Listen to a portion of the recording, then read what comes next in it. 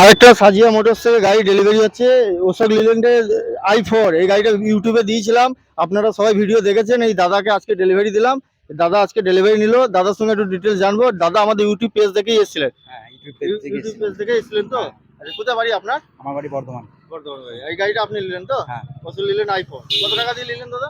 ওই 6 লাখ টাকা। 6 লাখ টাকা দিলেন। কত টাকা লোন করালেন গাড়িটা? 5 লাখ। 5 লাখ টাকা 1 লোন লাখ করালেন গাড়িটা, আর 1 লাখ টাকা ডাউন পেমেন্ট দিলেন। আজকে গাড়িটা আপনি ডেলিভারি নিয়ে যাচ্ছেন তো? হ্যাঁ।